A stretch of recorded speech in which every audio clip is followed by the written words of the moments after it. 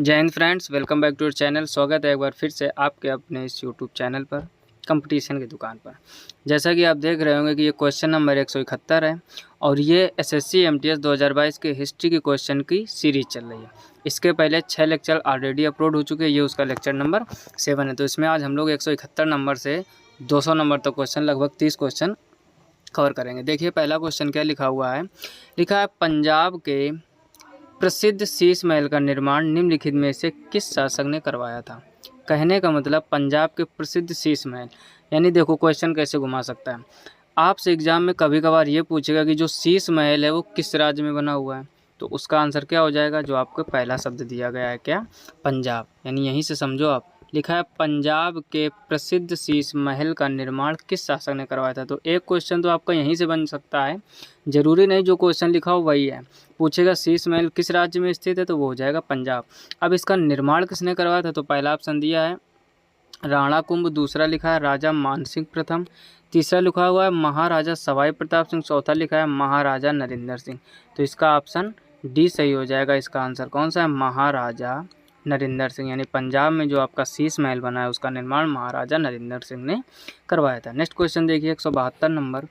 लिखा हुआ है शिव नारायण अग्निहोत्री ने लाहौर में देव समाज की स्थापना कब की थी। कहने का मतलब शिव नारायण अग्निहोत्री ने कह रहा है यहाँ पर लाहौर में देव समाज की स्थापना कब की थी। पहला ऑप्शन दिया 1863, दूसरा लिखा 1892, तीसरा लिखा 1887 और चौथा लिखा 1876। तो इसका ऑप्शन सी सही हो जाएगा, यानी 1887। यानी 1887 ईस्वी में शिव नारायण अग्निहोत्री ने लाहौर में देव समाज की स्थापना की। एक तो ये इंपॉर्टेंट क्वेश्चन हो गया।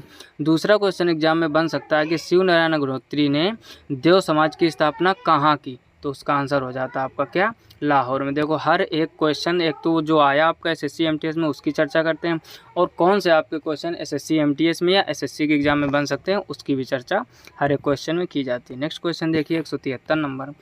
लिखा है संगम कविताओं में एक तमिल शब्द मुवेंदार की चर्चा मिलती है जिसका अर्थ खाली स्थान है। कहने का मतलब कि जो संगम कविताएं हैं, संगम कविताओं में तमिल शब्द मुवेंदार मिलता है, यानी तमिल भाषा का एक शब्द है क्या, मुवेंदार। तो कह रहा है इसका अर्थ क्या होता है। पहला ऑप्शन क्या लिखा हुआ है, 3 घोड़े, दूसरा लिखा है 3 बंदरगाह, फिर लिखा है 3 मुखिया और चौथा लिखा है 3 कर। तो इसका ऑप्शन सही हो जाएगा आपका ऑप्शन नंबर सी। कहने का मतलब जो आपको ये मुवेंदार वर्ड है तमिल भाषा का, इसका अर्थ होता है 3 मुखिया। तो इसका ऑप्शन सी सही हो जाएगा। नेक्स्ट क्वेश्चन देखिए 174 नंबर। लिखा है स्वामी दयानंद सरस्वती द्वारा स्थापित आर्य समाज का उद्देश्य क्या था। यानी जो स्वामी दयानंद सरस्वती ने आर्य समाज की स्थापना की, इसका मुख्य उद्देश्य क्या था। अब देखिए पहला ऑप्शन लिखा हुआ निरंकुश शासन स्थापित करना, दूसरा लिखा है वस्तु विनिमय व्यापार की प्रथा को प्रोत्साहित करना, ये दोनों नहीं होंगे। तीसरा लिखा है अंग्रेजों के खिलाफ उठ खड़े होना और चौथा लिखा है हिंदू धर्म में सुधार करना। तो इसका ऑप्शन हो जाएगा ऑप्शन डी, हिंदू धर्म में सुधार करना। कहने का मतलब ये जो स्वामी दयानंद सरस्वती ने आर्य समाज की स्थापना की थी, इसका जो मुख्य उद्देश्य था वो था हिंदू धर्म में सुधार करना। आई होप आप पॉइंट समझ गए होंगे। एक क्वेश्चन आपका यहाँ पर और बन सकता है एग्जाम में कि जो स्वामी दयानंद सरस्वती ने थे, इन्होंने किसकी स्थापना की थी, तो ये हो जाता है आपका आंसर क्या, आर्य समाज। ऑप्शन आपको देगा आर्य समाज, ब्रह्म समाज, प्रार्थना समाज, या इनमें से कोई नहीं, इस टाइप के ऑप्शन बना सकता है। तो उसका आंसर क्या हो जाता, आर्य समाज। नेक्स्ट क्वेश्चन देखिए आप 174 नंबर। लिखा है बुद्ध, फिर लिखा खाली स्थान नामक एक छोटे गढ़ से संबंधित है। यानी जो बुद्ध थे वो कौन से छोटे गढ़ से संबंधित है। पहला लिखा है पांचालगढ़, दूसरा लिखा है साक्यगढ़, तीसरा लिखा है कुरुगढ़ और चौथा लिखा है अवंतीगढ़। तो इसका ऑप्शन जो है वो आपका हो जाएगा बी, साक्यगढ़। क्लियर बात। यानी बुद्ध साक्यगढ़ नामक एक छोटे से गढ़ से संबंधित है। आई होप आप अच्छे से पॉइंट समझ गए होंगे। यदि आपको जानकारी अच्छी लग रही हो तो वीडियो को लाइक तुरंत कर दीजिए, क्योंकि आपके लाइक से ही हमें मोटिवेशन मिलता है। और लाइक शेयर ये रुकना नहीं चाहिए, समझ लो। जब भी नया लेक्चर आए आप उसको लाइक कीजिए और अंत तक जरूर टिके रहिए। बहुत से लोग क्या करते हैं, 1-2 क्वेश्चन देखे उन्हें लगता है इंपॉर्टेंट नहीं है, फिर कोई दूसरा वीडियो ओपन कर लिया। देखो जिस वीडियो को पढ़ो, जो लेक्चर आप पढ़ना चाहो, जो पढ़ते हो उसका नोट्स भी बनाइए। जैसे यहाँ लिखा है बुद्ध नामक एक छोटे से गढ़ से संबंधित है, तो ज़रूरी नहीं आपका एसएससी एमटीएस में। अगर आप एसएससी के स्टूडेंट हैं तो ये समझ रहे हो आपकी एक, ये समझ लो अमेजोन का जंगल है ये। इतनी एसएससी में कहाँ से क्या पूछा जाएगा किसी को नहीं मालूम होता।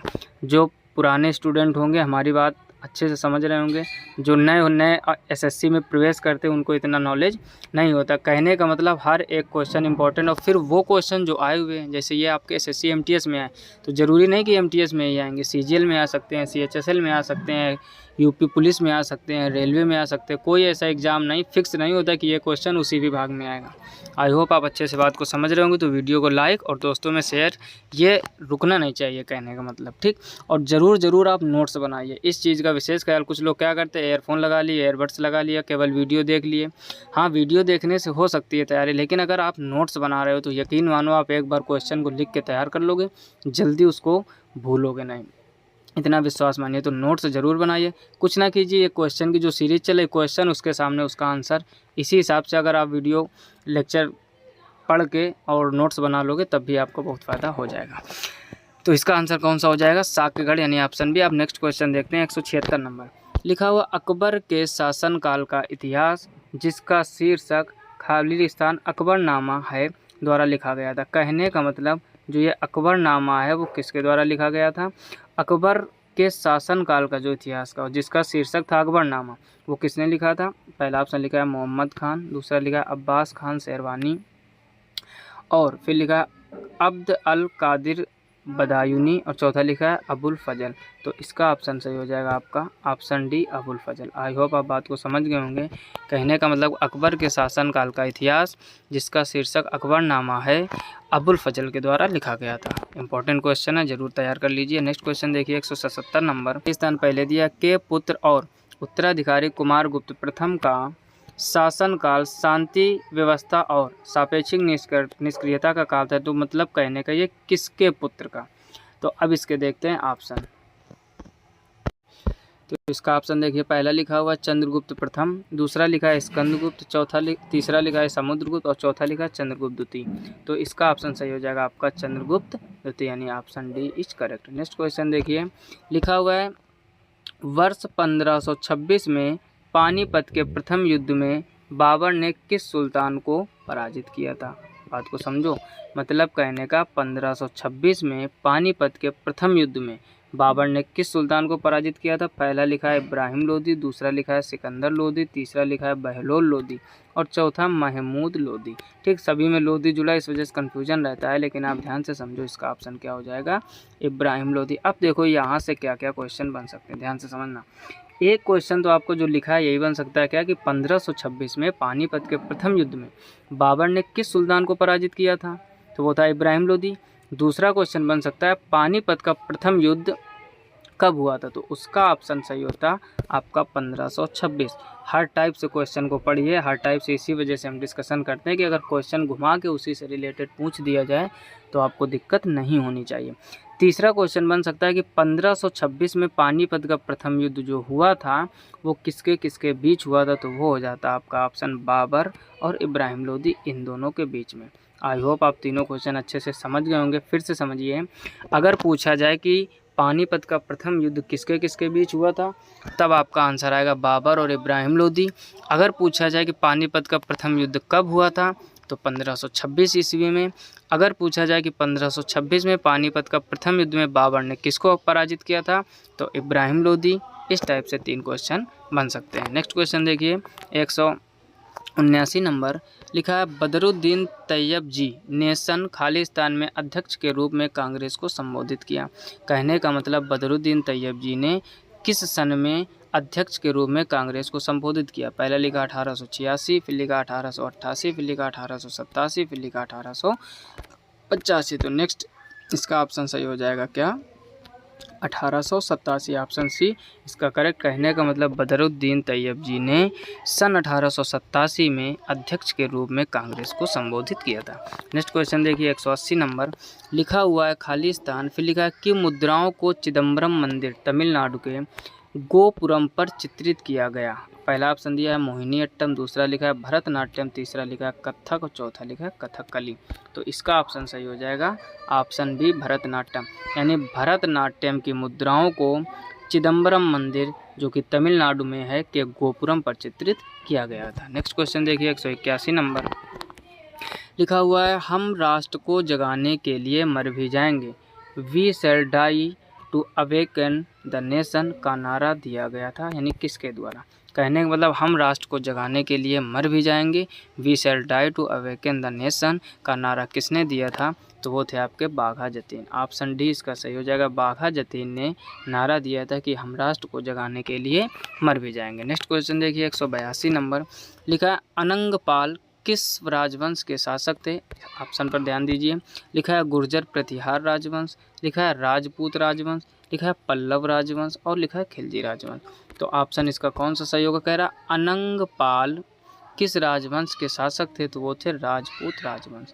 ऑप्शन 20 का सही हो जाएगा, यानी राजपूत राजवंश। नेक्स्ट क्वेश्चन देखिए 183 नंबर। लिखा स्थापत्य कला की प्रोविडा शैली किस साम्राज्य से संबंधित है, ध्यान से समझो। लिखा हुआ स्थापत्य कला की प्रोविडा शैली किस साम्राज्य से संबंधित है। पहला लिखा है मौर्य साम्राज्य, दूसरा लिखा है विजयनगर साम्राज्य और तीसरा लिखा है बहमनी साम्राज्य और चौथा लिखा है गुप्त साम्राज्य। ध्यान से समझो, तो इसका ऑप्शन सही हो जाएगा ऑप्शन बी विजयनगर साम्राज्य। कहने का मतलब स्थापत्य कला की प्रोविडा शैली विजयनगर साम्राज्य से संबंधित है। नेक्स्ट क्वेश्चन देखिए 184 नंबर। लिखा हुआ है मोहनजोदड़ो निम्नलिखित में से किस सभ्यता से संबंधित है। सब लोग जानते हो, इसका ऑप्शन पहला सही हो जाएगा सिंधु घाटी सभ्यता। इसको पिंक कलर से हम मार्क ये दे रहे हैं, यानी मोहनजोदड़ो किस सभ्यता से संबंधित है, तो सिंधु घाटी सभ्यता। आसान सा क्वेश्चन है और इम्पोर्टेंट क्वेश्चन है, कई बार एसएससी के एग्जाम में बन चुका है। नेक्स्ट क्वेश्चन देखिए 185 नंबर। लिखा है भारत में अहोम साम्राज्य फिर खालिस्तान में स्थित है, यानी जो अहोम साम्राज्य था वो भारत में कहाँ पर स्थित है, तो वो ब्रह्मपुत्र घाटी पर। ऑप्शन डी इसका सही हो जाएगा, यानी जो भारत में अहोम साम्राज्य है वो ब्रह्मपुत्र घाटी में स्थित था। इंपॉर्टेंट क्वेश्चन है ये भी। अगला लिखा हुआ है 186 नंबर। लिखा रविंद्रनाथ टैगोर ने फिर खालिस्तान में शांति निकेतन संस्थान शुरू किया, यानी रविंद्रनाथ टैगोर ने निम्नलिखित में से किस सन में शांति निकेतन संस्थान शुरू किया। पहला लिखा 1899, दूसरा लिखा 1901, तीसरा लिखा 1903 और चौथा लिखा 1905। तो रविंद्रनाथ टैगोर ने सन 1901 ईस्वी में शांति निकेतन संस्थान शुरू किया था, तो ऑप्शन 20 का सही हो जाएगा। अगला क्वेश्चन देखिए, लिखा हुआ है किस राजा को उसके सिक्कों पर बीड़ा बजाते हुए दिखाया गया था, यानी वो कौन से राजा हैं जिनको उनके सिक्कों पर बीड़ा बजाते हुए दिखाया गया था। तो इसके आप देखते हैं। पहला ऑप्शन लिखा है चंद्रगुप्त मौर्य, दूसरा लिखा है समुद्रगुप्त, तीसरा लिखा है चंद्रगुप्त प्रथम, लिखा है फिर अशोक। तो इसका ऑप्शन सही हो जाएगा समुद्रगुप्त, यानी समुद्रगुप्त को इनके सिक्कों पर बीड़ा बजाते हुए दिखाया गया। तो ऑप्शन बी इसका सही हो जाएगा। नेक्स्ट क्वेश्चन देखिए, लिखा ऐतिहासिक शेरशाह सूरी मार्ग खालिस्तान के बीच से होकर गुजरता है, यानी जो शेरशाह सूरी मार्ग है ऐतिहासिक है, पहले ही लिखा हुआ जो ऐतिहासिक शेरशाह सूरी मार्ग है वो कहाँ से कहाँ तक, यानी किसके किसके बीच बना हुआ है। तो इसका ऑप्शन सही हो जाएगा ए दिल्ली से लेकर अमृतसर। ऑप्शन है, यानी दिल्ली से लेकर अमृतसर तक शेरशाह सूरी मार्ग बना हुआ है। नेक्स्ट क्वेश्चन देखिए 189 नंबर। लिखा है गांधी इरविन समझौता कब हुआ था। ऑप्शन दिए 1929, 1931, 1935, 1928। तो इसका ऑप्शन बी सही हो जाएगा 1931 ईस्वी में। कहने का मतलब गांधी इरविन समझौता कह रहा कब हुआ था, तो गांधी इरविन समझौता हुआ था सन 1931 ईस्वी में। ऑप्शन बी इसका सही हो जाएगा। नेक्स्ट क्वेश्चन देखिए 190 नंबर। लिखा अरबी मूल ग्रंथ किताब उल हिंद खालिस्तान द्वारा लिखा गया था, यानी जो अरबी मूल ग्रंथ है किताब उल हिंद जिसका नाम है वो किसके द्वारा लिखा गया था, तो वे थे अल बिरूनी, यानी अल बिरूनी के द्वारा किताब उल हिंद लिखा गया था और ये एक अरबी मूल ग्रंथ है। ऑप्शन सी इसका सही हो जाएगा। नेक्स्ट क्वेश्चन देखिए 191 नंबर। लिखा है मौर्य साम्राज्य में कई शहर थे, निम्नलिखित में से कौन सा शहर सबसे दक्षिणी छोर पर स्थित था। पहला लिखा है गिरनार, फिर लिखा है रूपनाथ, फिर लिखा है ब्रह्मगिरी, फिर लिखा है टोपरा। तो इसका ऑप्शन सही हो जाएगा ऑप्शन सी ब्रह्मगिरी। कहने का मतलब मौर्य साम्राज्य में जो कई शहर थे निम्नलिखित में से कह रहा कौन सा शहर सबसे दक्षिणी छोर पर स्थित था, तो वो था आपका ब्रह्मगिरी। ऑप्शन सी इसका सही हो जाएगा। नेक्स्ट क्वेश्चन देखिए 192 नंबर। लिखा है तमिलनाडु में ऐरावतेश्वर मंदिर का निर्माण फिर खालिस्तान ने करवाया था, यानी तमिलनाडु में जो ऐरावतेश्वर मंदिर बना है वो किसने बनवाया था, तो वो राजा चोल द्वितीय। ऑप्शन डी इसका सही हो जाएगा। अब देखो यहाँ से भी दो टाइप के क्वेश्चन बन सकते हैं। एक तो आपसे पूछा जा सकता है कि तमिलनाडु में ऐरावतेश्वर मंदिर का निर्माण किसने करवाया था, तो राजा चोल द्वितीय। और पूछा जा सकता है कि जो ऐरावतेश्वर मंदिर है आपका, ध्यान से समझो, ऐरावतेश्वर मंदिर का निर्माण राजा चोल द्वितीय ने कहाँ करवाया था, तो उसका आंसर हो जाता है आपका तमिलनाडु। 3 राज्य और दिए जाएंगे, ऐसा भी क्वेश्चन एग्जाम में बन सकता है। आई होप आप बात को समझ गए होंगे। नेक्स्ट क्वेश्चन देखिए 193 नंबर लिखा है संभवतः फिर खालिस्तान मेहरगढ़ में कपास की खेती होती थी। लिखा है 8000 साल पहले, 6000 साल पहले, 7000 साल पहले, 5000 साल पहले। यानी संभवतः का मतलब होता है एक अनुमानित। कह रहा मेहरगढ़ में कपास की खेती कितने साल पहले होती थी, तो इसका ऑप्शन हो जाएगा ऑप्शन सी 7000 साल पहले। यानी 7000 साल पहले लगभग ऐसा माना जाता है कि मेहरगढ़ में कपास की खेती होती थी। नेक्स्ट क्वेश्चन देखिए 194 नंबर लिखा है ज्योतिबा फुले ने निम्नलिखित में से किस संगठन की स्थापना की।